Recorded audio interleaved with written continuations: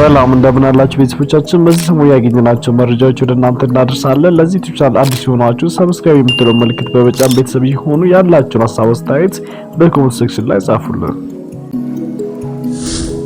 ወንጀል የለም። 2 ሰዓት ነው ስትሪም ያደረጉት። ኤቭሪቲንግ ሪከርድ ተደርጓል። 27000 ሰው አለ እዚህ ጋር። ችግር የለም የምታደርገውን አድርገኝ፣ ከዛ ጉዴ ይወጣል። እናትና ባቴ ነው ሰሪ በብለ አሳልፋቸው ምንም አታረጋቸው። 27000 ሰው እያየኝ ነው። ምንም አታመጣው። ምንም ያጠፋት ነገር የለም። አልወርደም አለ። ይሄንን ያለው ታዋቂው ቲክቶከር የነበረው ጆን ዳንኤል ነው የነበረው እንላለን ለጊዜ። ምክንያቱም ከዚህ በፊት እንደምታውቀው ከ8 ወር አካባቢ በፊት ነው ወደ መቀሌ ልጓዝ ወደ ቦሌ ኤርፖርት ከጓደኞቹ ጋር ይሄዳል። ቤተሰቦቹም ነበሩ እሱን ለመሸኘት። እንደምታውቀው አየር መንገድ ውስጥ ቦሌ ከገባ በኋላ ወደ ፕሌን ገባ። ወደ ፕሌኑ ከገባ በኋላ ጀለስ እንዳጋጣሚ ሆኖ በዛን ጊዜ ወቅቱ ክረምት ስለነበረ የአየር ሁኔታዎች ይለዋወጣሉ፣ ለበረራ ምቹ ላይ ሆኖ ይችላሉና እንዳጋጣሚ በረራ ተሰረዘ ተባለ። በረራ እንዴት ይሰረዛል ብሎ ፎከረ። አልወርድም አለ። አስተውሉ፣ እዚህ ጋር አልወርድም የሚለው ከታክሲ ወይ ከዋጃጅ አይደለም፣ ከፕሌን ነው። ለዛውም ከኢትዮጵያ ፕሌን ማለት ኢትዮጵያ ሀገር ውስጥ ቦሌ ኤርፖርት። ኢትዮጵያ ኤርላይን ደግሞ በኢትዮጵያ ብቻ ሳይሆን በዓለም አቀፍ ያለው ዝናና ስም ተመልከቱ።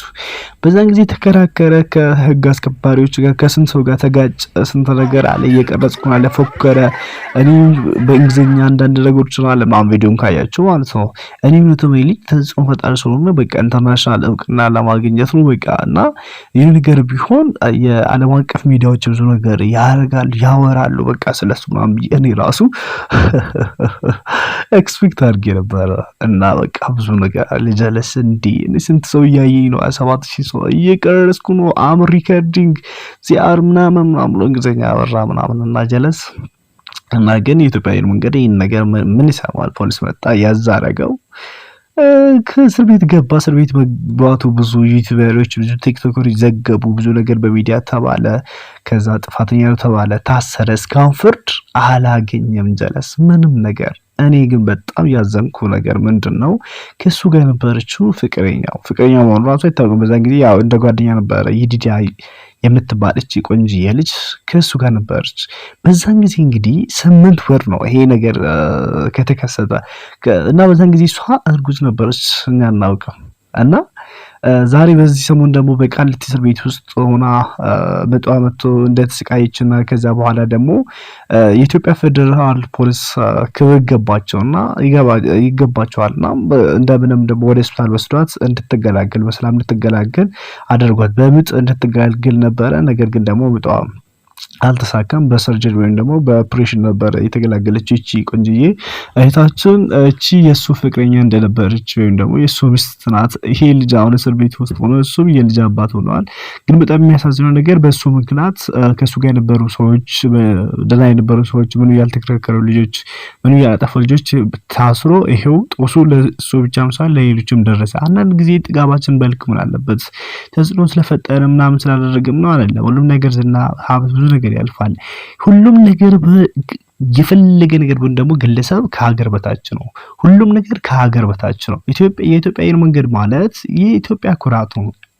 ሀገር ማለት ነው። የኢትዮጵያ አየር መንገድ ነካ ማለት አንተ ኢትዮጵያ ነካ ማለት ነው።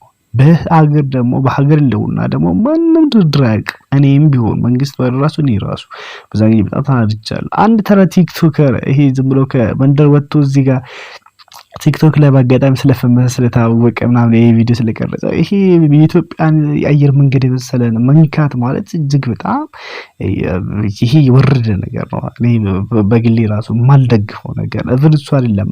ለምን ጠቅላይ ሚኒስትር ሆነ ሌላ የሀገር ፕሬዝዳንት ለምን አይሆንም? እንደዚህ ያለ እስካሁን አልተገኘም፣ ወደፊትም አይልም። ለምን ያውቃሉ?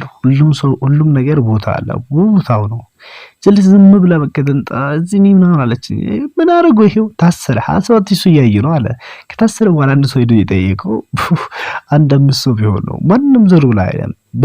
በነገራችን ላይ እኔ የምመክራችሁ ነገር ይሄንን ቪዲዮ የምትመለከቱ ሰዎች ምድር ላይ ስንኖር በቃ ታዋቂ ልንሆን እንችላለን፣ ሀብታም ልንሆን እንችላለን፣ እጅግ በጣም በሰዎች ዘንድ ተወዳጅ ልንሆን እንችላለን። ግን ዝና፣ ሀብት፣ ሁሉም ነገር ይከዳናል። በቃ ለጊዜ ነው፣ እኛ እስካለን ድረስ ነው። እኛ ራሳችን ማስቀጠል የምንችለው እኛ ራሳችን።